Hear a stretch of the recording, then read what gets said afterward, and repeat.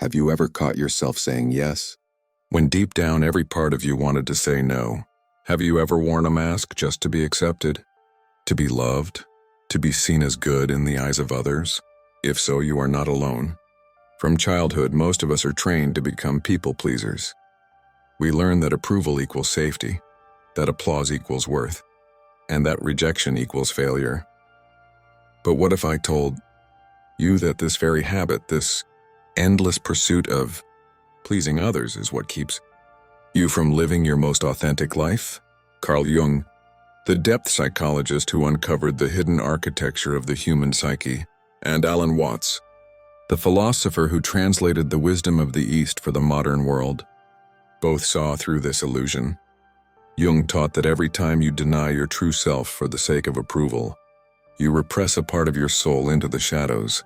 Watts reminded us that trying to control other people's perception of us is like trying to hold water in a clenched fist. It always slips away. In today's video, we will break down why the compulsion to please others is so destructive, how it robs you of authenticity, and most importantly, how to finally let it go. Through the lens of Jung and Watts, you'll discover a truth that, once absorbed, will forever change how you relate to people, to society, and to yourself. Part 1. The Illusion of Approval. Carl Jung often warned that the greatest danger to the soul is the lie we tell ourselves. And perhaps the biggest lie is this: if I make others happy, then I will be happy too. But this is not true happiness, it is dependence. The problem with seeking approval is that it is never stable. One day you're praised, the next day you're criticized. The applause that felt so validating yesterday disappears tomorrow, and suddenly you feel empty again. Jung called this identifying with the persona, the mask you wear to fit in with society. The persona is useful, but when you mistake the mask for your true self, you are trapped. You are no longer living from your own essence. You are acting out a performance for an audience that may not even care. And the more you perform, the more disconnected you feel from your real self. Alan Watts, from a different angle, explained this beautifully. He said, trying to define yourself is like trying to bite your own teeth. The moment you seek validation from others to feel real, you are lost. Because your reality, your being, does not depend on external applause, it depends on being, purely existing as you are. Watts compared people-pleasing to chasing a shadow. The faster you run, the more it escapes you. So here lies the first truth. People-pleasing is a prison built of illusions. Every yes you give when you wanted to say no tightens the chains. Every compromise of your truth for someone else's comfort builds another wall. And over time, the prison becomes so tight that you can barely breathe. But here is the paradox. The approval you're chasing is never truly about you. It's about the other person's expectations, their preferences, their moods, their fleeting perceptions. To try to control that is not only exhausting, it is impossible. As Watts said, the more you try to control life, the less control you actually have. So ask yourself, how much of your life is lived for others, and how much is lived for yourself? When you stop to measure, you may discover that the scale has been tilted for far too long. Part 2. The Shadow of Repression. If Part 1 is about recognizing the illusion of approval, Part 2 is about seeing the cost of it. Jung introduced the concept of the shadow, the parts of ourselves we repress, hide, and deny, often because society tells us they are unacceptable. When you live to please others, you push your true desires, emotions, and instincts into the shadows. You wear a mask of politeness, of agreement, of conformity, but beneath the surface, the rejected parts of you grow darker, heavier, and more resentful. The shadow does not disappear simply because you ignore it. It waits. It shows up in your dreams, in your anger, in your sudden bursts of frustration when you can't take the pretending anymore. Jung warned that what you repress eventually controls you. And here is the danger. A life of pleasing others may look peaceful on the outside, but inside it is a storm waiting to break. Alan Watts would remind us here that repressing yourself for others is like playing music but muting the sound. The rhythm is there, but no one hears it, not even you. Life becomes mechanical, a series of gestures without spirit. He once said, "You are under no obligation to be the same person you were 5 minutes ago," and yet, when we live for approval, we chain ourselves to an image, to a role, and we never allow our deeper self to breathe. Think about how many dreams, how many talents, how many truths you have silenced just to avoid disappointing someone. Think of the words you never spoke, the boundaries you never set, the freedom you never claimed because you were afraid of rejection. Every unspoken truth is a shadow buried, and the more you bury, the heavier your life becomes. But Jung's insight offers hope. The shadow is not your enemy, it is your teacher. Every time you repress yourself to please others, you create a shadow. But if you turn toward it, listen to it, and integrate it, you reclaim your authenticity.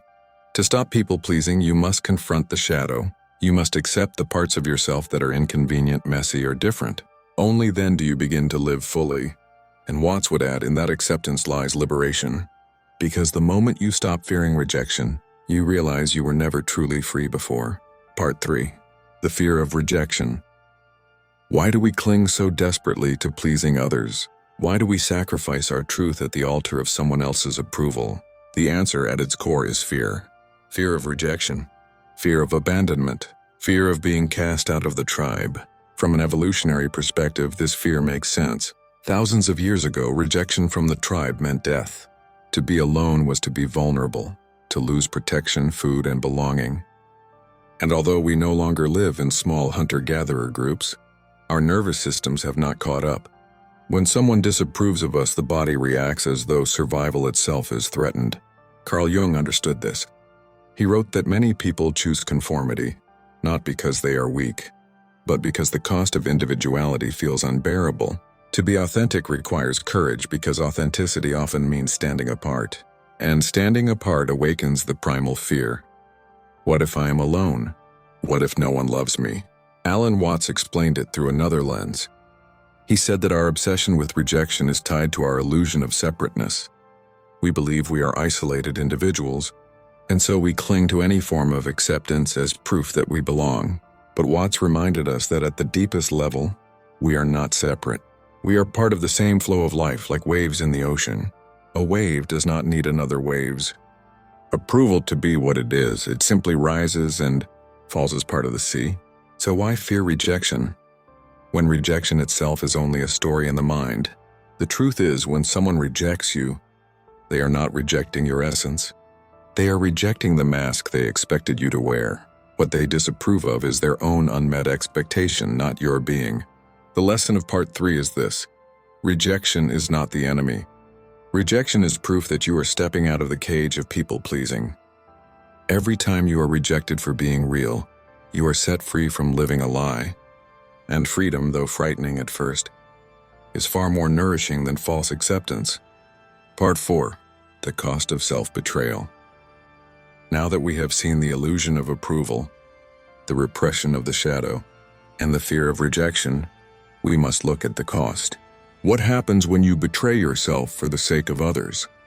Carl Jung warned that self-betrayal is not harmless.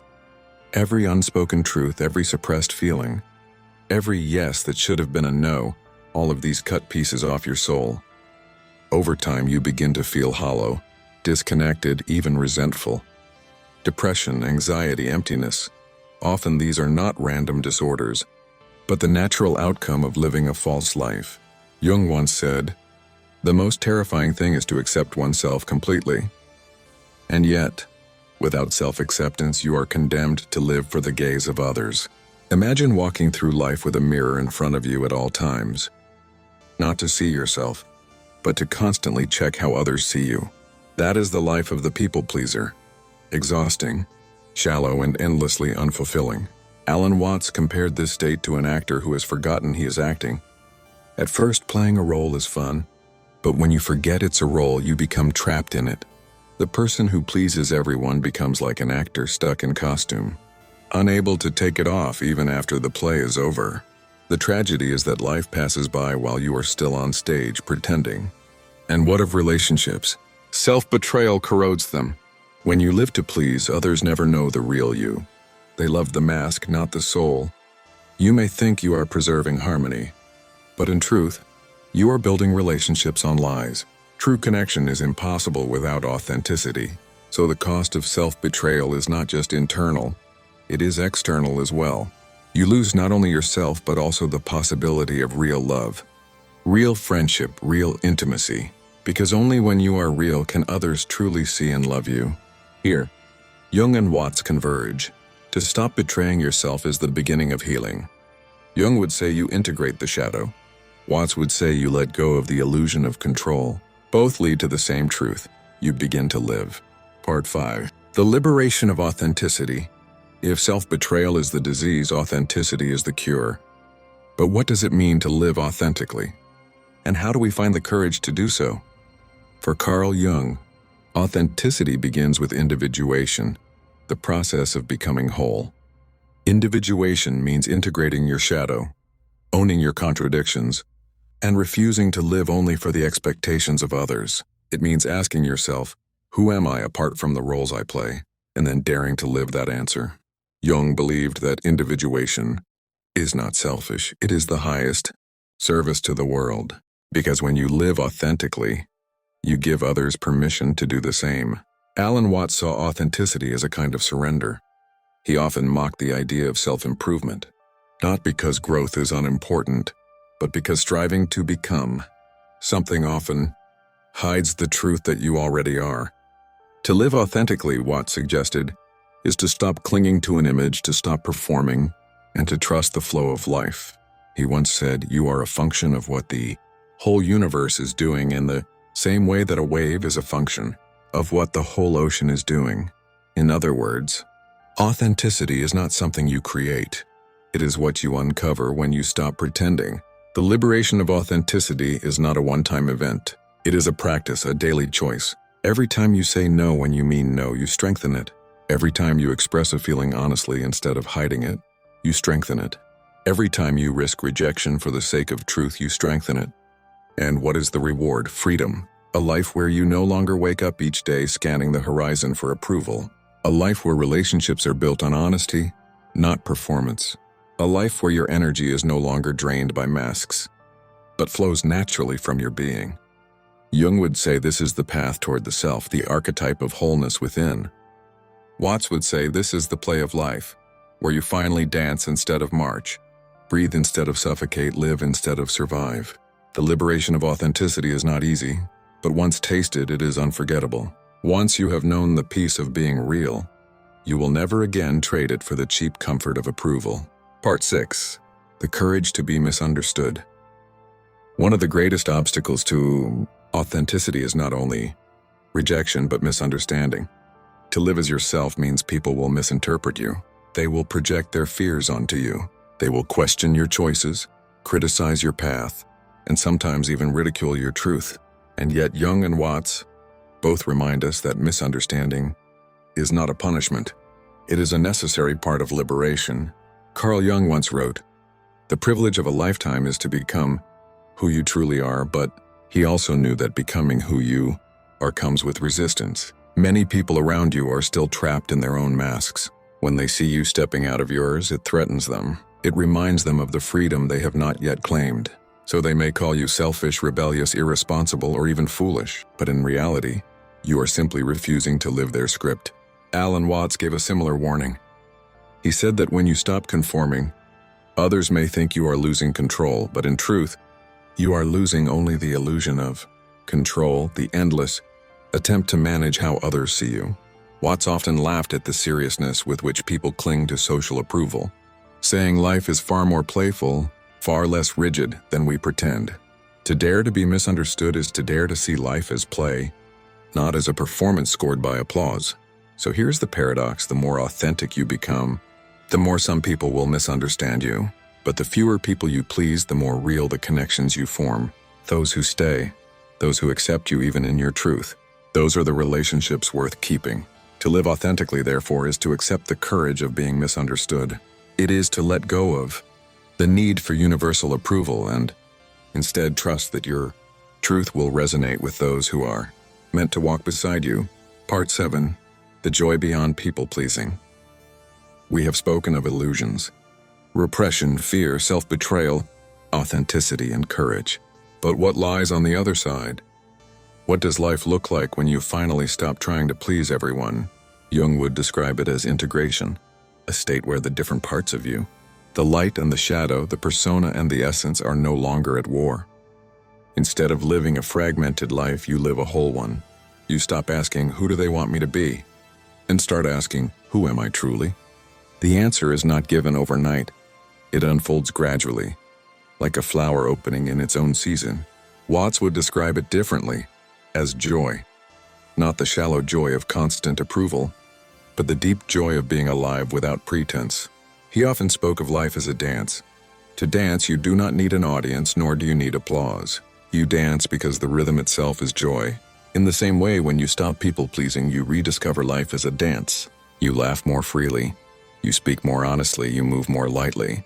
And here is the most beautiful part. When you stop needing approval, you paradoxically receive more genuine respect and admiration. People are drawn to those who are unapologetically themselves, not because they try to please, but because they embody what everyone secretly longs for: freedom. So the joy beyond people-pleasing is not isolation, it is connection on a higher level. It is the joy of being known, not for your masks, but for your soul. It is the joy of belonging, not everywhere, but exactly where you are meant to. Ending. A call to freedom. So let us return to the beginning. You will stop trying to please people after this. Carl Jung and Alan Watts. The message is simple yet revolutionary. You do not exist to live in the shadow of other people's expectations. You do not exist to endlessly perform for applause that fades with the wind. You exist to live, to grow, to breathe, to dance, to become who you truly are. Carl Jung showed us that people-pleasing represses the soul into shadow, and that the path to wholeness is found in authenticity. Alan Watts reminded us that the illusion of control is the very thing that enslaves us, and that true freedom is found in letting go. So ask yourself now, how much longer will you live for others? And how much longer will you deny yourself?